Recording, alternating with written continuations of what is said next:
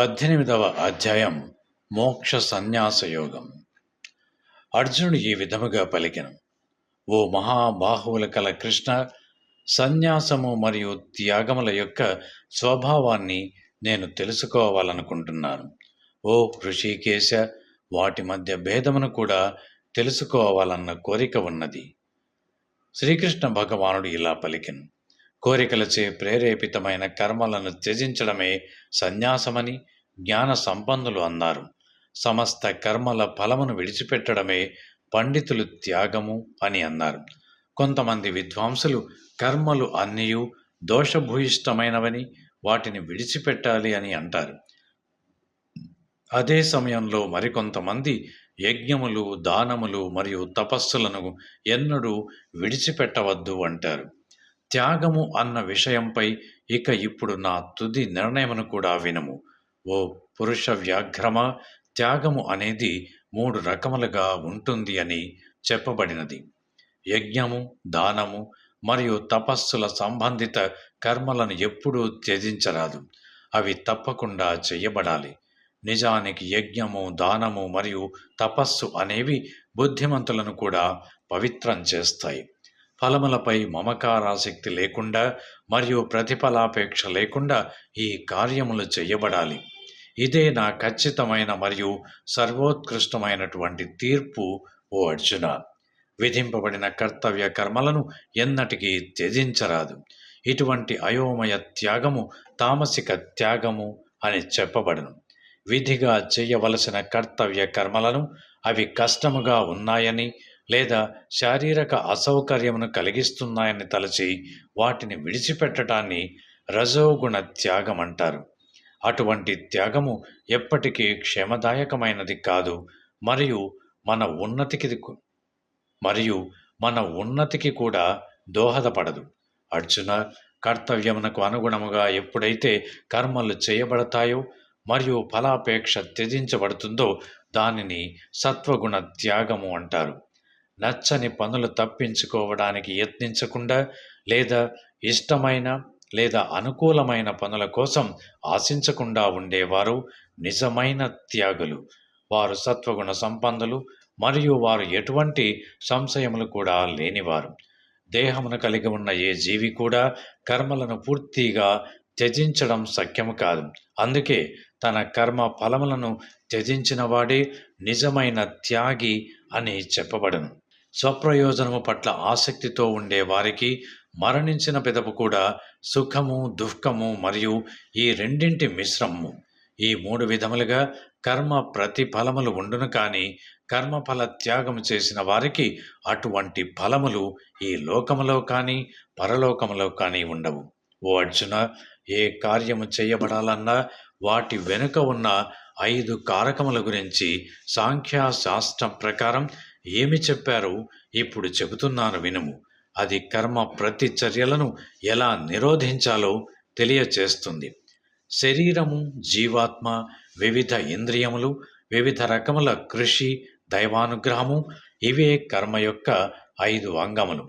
శరీరము, వాక్కు లేదా మనస్సులచే ఏ కర్మ లేదా కార్యము జరిగినా అది మంచిది అయినా లేదా చెడు అయినా ఈ 5 దానికి కారకములు.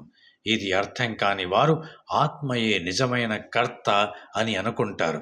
మలిన బుద్ధితో ఉన్న అటువంటి వారు యథార్థమును ఎప్పటికీ గ్రహింపలేరు. కర్తృత్వ అహంకార భావమును విడిచిపెట్టి బుద్ధి మమకారానికి రహితముగా ఉండేవారు ప్రాణులను సంహరించినా సరే వారు చంపినట్టు కాదు మరియు కర్మ బంధనములకు లోనుకారు.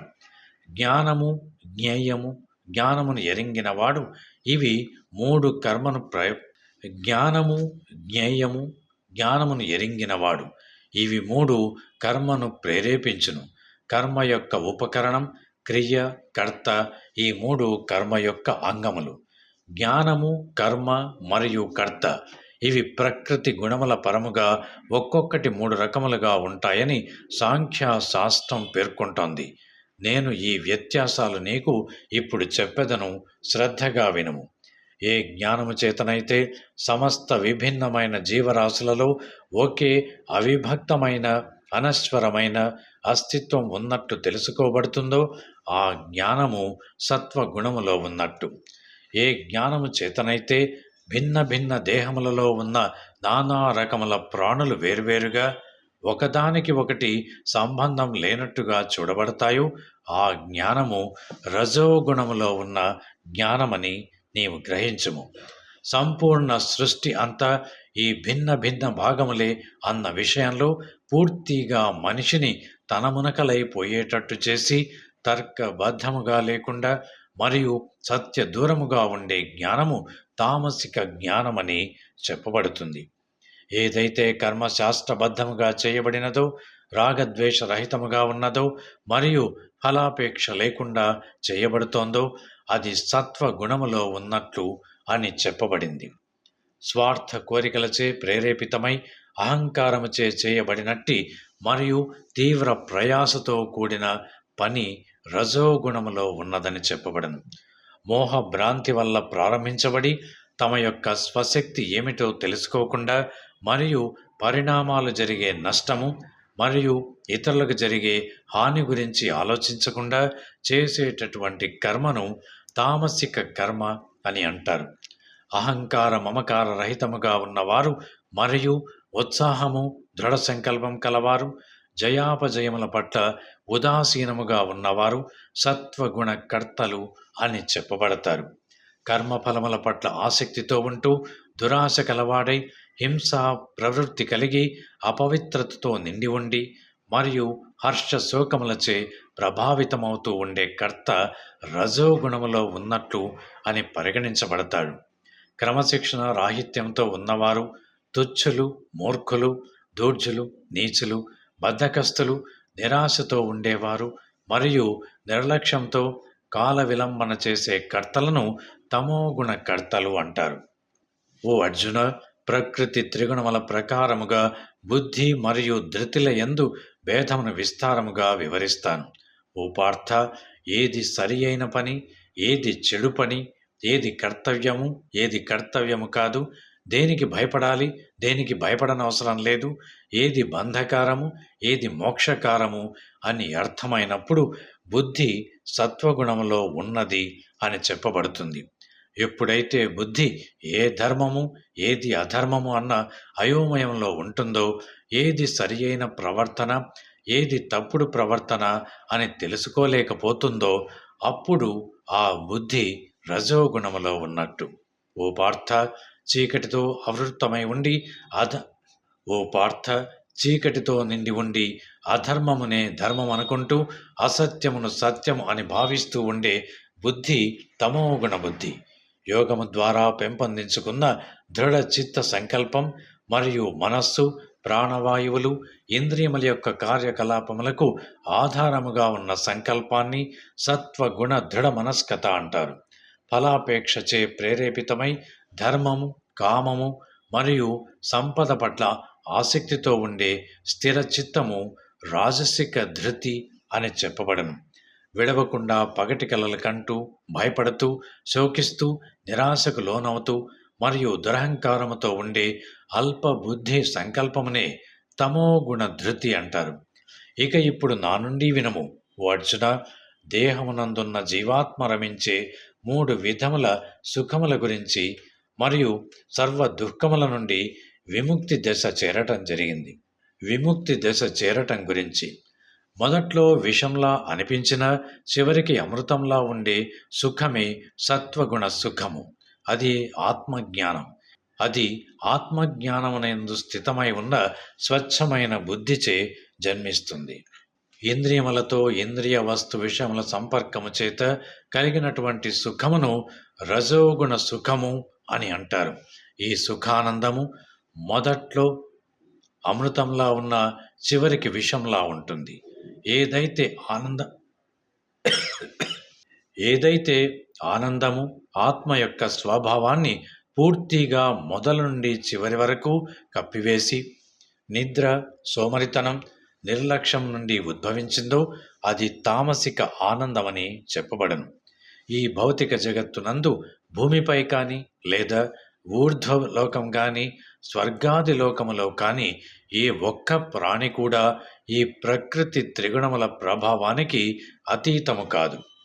బ్రాహ్మణులు, క్షత్రియులు, వైశ్యులు మరియు శూద్రులు వీరి యొక్క విధులు వారి వారి లక్షణములకు అనుగుణంగా వారి వారి గుణముల ప్రకారముగా కేటాయించబడి ఉంటాయి. ప్రశాంతత, ఇంద్రియ నిగ్రహణ, తపస్సు, స్వచ్ఛత, సహనం, చిత్తశుద్ధి, జ్ఞానం, విజ్ఞానం మరియు ఇహ పరలోకములపై విశ్వాసం ఇవి బ్రాహ్మణుల సహజ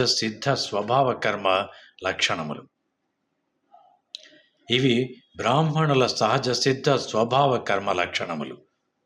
శౌర్యము, బలము, ధైర్యము, ఆయుధ విద్యలో నైపుణ్యం, యుద్ధములో నుండి వెనుతిరగని సంకల్పం, విశాల హృదయంతో గల దయాగుణం మరియు నాయకత్వ సామర్థ్యం ఇవి క్షత్రియులకు సహజంగా ఉన్నటువంటి కర్మ లక్షణములు. వ్యవసాయం, పాడి పంటలు మరియు వర్తక వాణిజ్యాలు అనేవి వైశ్య గుణములు ఉన్నవారికి సహజ సిద్ధమైన పనులు చేయటం ద్వారా సేవ చేయటం అన్నది శూద్ర లక్షణములు కలవారి యొక్క సహజమైన విధి. స్వభావ సిద్ధజనితమైన వారి వారి విధులను నిర్వర్తించడం ద్వారా మానవులు పరిపూర్ణ సిద్ధిని సాధించవచ్చు. ఒక వ్యక్తి తనకు విధించబడిన విధులను ఆచరిస్తూ లేదా నిర్వర్తిస్తూ పరిపూర్ణతను ఎలా సాధించగలడో ఇప్పుడు నా నుండి వినుము. తన సహజ స్వభావ వృత్తిని నిర్వర్తించడం ద్వారా వ్యక్తి సమస్త భూతములు ఎవని నుండి ఉద్భవించాయో మరియు ఎవ్వనిచే ఈ జగమంతా నిండి నిబిడీకృతమై ఉన్నదో వానిని ఆరాధించినట్టు. ఇటువంటి పనులు చేయటం ద్వారా వ్యక్తి సునాయాసముగానే సిద్ధిని పొందుతాడు.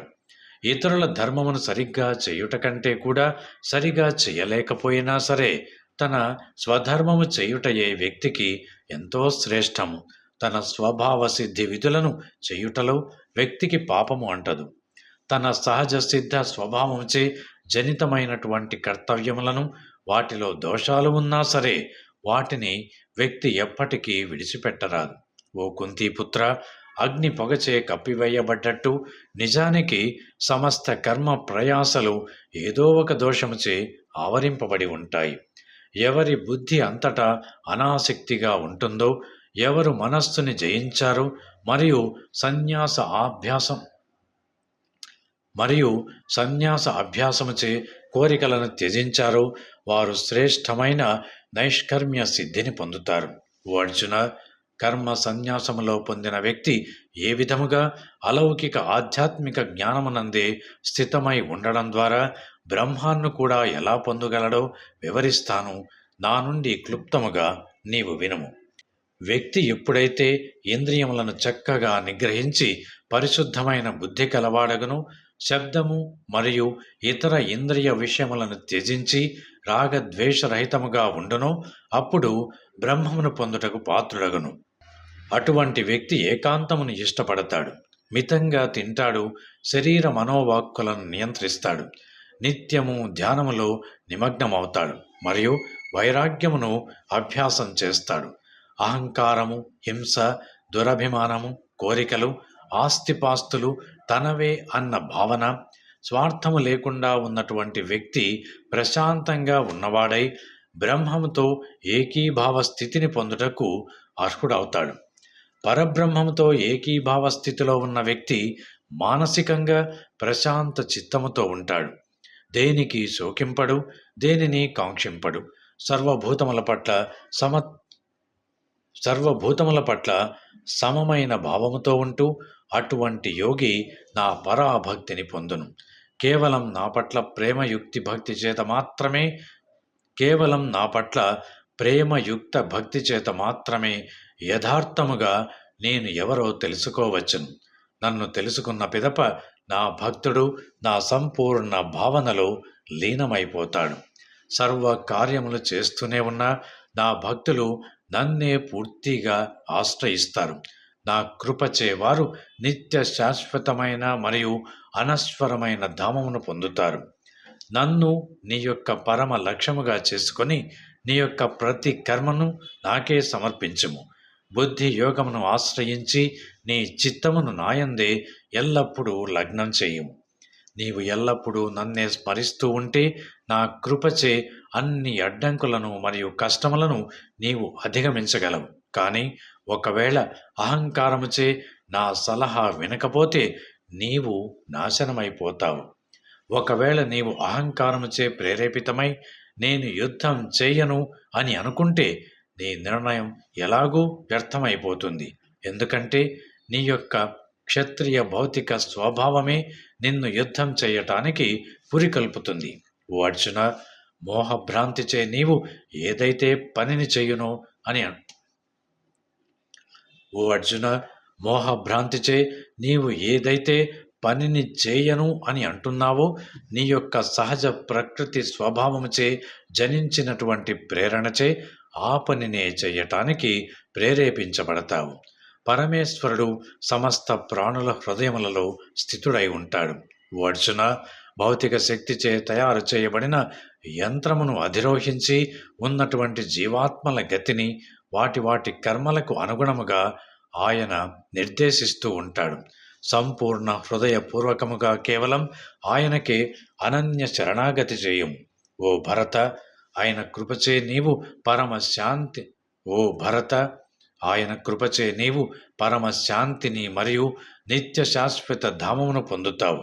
ఈ విధముగా నేను నీకు అన్ని రహస్యముల కంటే పరమ రహస్యమైనటువంటి జ్ఞానమును తెలియజేశాను. దీనిపై లోతుగా ఆలోచించుము మరియు నీకు నచ్చిన రీతిలో చెయ్యము.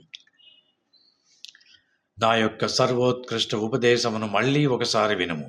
అది సమస్త జ్ఞానములలోకెల్లా అత్యంత గోప్యమైనది.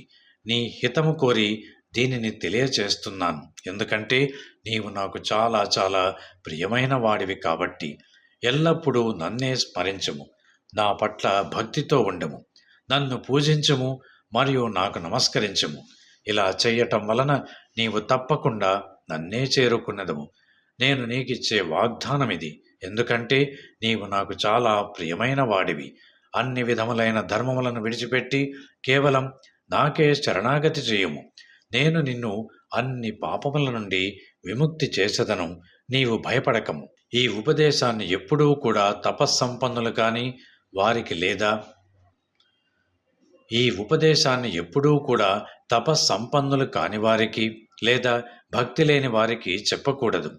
ఆధ్యాత్మిక విషయములు వినడం వల్ల ఏవగింపు కలవారికి కూడా దీనిని చెప్పకూడదు. మరియు ముఖ్యముగా నా పట్ల అసూయ కలవారికి దీనిని అస్సలే చెప్పకూడదు. ఎవరైతే ఈ పరమ గోప్యమైన జ్ఞానమును నా భక్తులలో ఉపదేశిస్తారో వారు మహోన్నత ప్రేమయుక్త అలాంటి వారు మహోన్నత ప్రేమయుక్త సేవన చేసినట్టు వారు నిస్సందేహముగా నన్నే చేరుకుంటారు. వారికంటే ఎక్కువ ప్రేమయుక్త సేవ నాకు ఎవరూ చేసినట్టు కాదు. వారికంటే ఎక్కువ ప్రియమైన వారు కూడా నాకు ఈ భూమిపై ఎవరూ ఉండబోరు. మన మధ్య జరిగిన ఈ పవిత్ర సంవాదమును పఠించేవారు జ్ఞాన యజ్ఞముచే నన్ను ఆరాధించినట్టు అని నేను ప్రకటిస్తున్నాను. ఇదే నా అభిప్రాయం. శ్రద్ధ విశ్వాసముతో అసూయ లేకుండా ఈ జ్ఞానాన్ని కేవలం విన్నవారు కూడా పాపముల నుండి విముక్తి పొంది పుణ్యాత్మలు నివసించే పవిత్ర లోకములకు చేరుకుంటారు. ఓ అర్జున, నేను చెప్పినది ఏకాగ్రతతో విన్నావా? నీ యొక్క అజ్ఞానము మోహభ్రాంతి నిర్మూలించబడినదా? అర్జునుడు ఈ విధముగా పలికెను. ఓ అచ్యుత, నీ కృపచే నా యొక్క మోహభ్రాంతి నిర్మూలించబడినది మరియు నేను జ్ఞానములో స్థితుడనై ఉన్నాను. నాకు ఇప్పుడు ఎలాంటి సందేహములు లేవు మరియు నీ ఉపదేశాల ప్రకారం ఆచరిస్తాను. సంజయుడు ఈ విధముగా పలికెను. వసుదేవుని పుత్రుడైన శ్రీకృష్ణుడికి మరియు మహాత్ముడు ప్రియమైన పుత్రుడు అయిన అర్జునునికి మధ్య జరిగిన సంవాదమును నేను విన్నాను. ఇది ఎంత అద్భుతమైనదంటే నా రోమములు నిక్కబడుచుకుంటున్నాయి. సంజయుడు ఈ విధముగా పలికెను. వసుదేవుని పుత్రుడైన శ్రీకృష్ణుడికి మరియు మహాత్ముడు ప్రీతపుత్రుడు అయిన అర్జునునికి మధ్య సంజయుడు ఈ విధముగా పలికెను. ఈ విధముగా సంజయుడు ఈ విధముగా పలికెను. వసుదేవుని పుత్రుడైన శ్రీకృష్ణుడికి మరియు అర్జునుడికి మధ్య జరిగిన సంవాదమును విన్నాను. ఇది ఎంత అద్భుతమైనదంటే నా రోమములు నిక్కబడుచుకుంటున్నాయి. వేదవ్యాసుని అనుగ్రహం చేత నేను ఈ యొక్క సర్వోత్కృష్ట పరమరహస్యమైన యోగమును స్వయముగా యోగేశ్వరుడైన శ్రీకృష్ణుడి నుండి తెలుసుకున్నాను. సర్వోత్కృష్ట శ్రీకృష్ణ భగవానునకు మరియు అర్జునునికి మధ్య జరిగిన ఈ మహాద్భుతమైన సంవాదమును పదే పదే గుర్తు చేసుకుంటూ, ఓ రాజా, నేను మళ్ళీ మళ్ళీ ఆనందిస్తున్నాను. శ్రీ మరియు ఆ శ్రీకృష్ణుడి అత్యద్భుతమైన మరియు ఆశ్చర్యకరమైన విశ్వరూపమును గుర్తు చేసుకుంటూ ఆశ్చర్యచకితుడనై పదే పదే మహదానందంతో పులకించిపోతున్నాను. ఎక్కడెక్కడైతే యోగేశ్వరుడైన శ్రీకృష్ణుడు మరియు అత్యున్నత విలుకాడైన అర్జునుడు ఉంటారో అక్కడ సకల ఐశ్వర్యము, సర్వ విజయము, సకల సమృద్ధి మరియు ధర్మము ఉంటాయి. ఇది నా నిశ్చిత అభిప్రాయం. ఎక్కడెక్కడైతే యోగేశ్వరుడైన శ్రీకృష్ణుడు మరియు అత్యున్నత విలుకాడైన అర్జునుడు ఉంటారో అక్కడ సకల ఐశ్వర్యము, సర్వ విజయము, సకల సమృద్ధి మరియు ధర్మము ఉంటాయి. ఇది నా నిశ్చిత అభిప్రాయం. Thanks for watching. Please comment, like, share and subscribe our channel.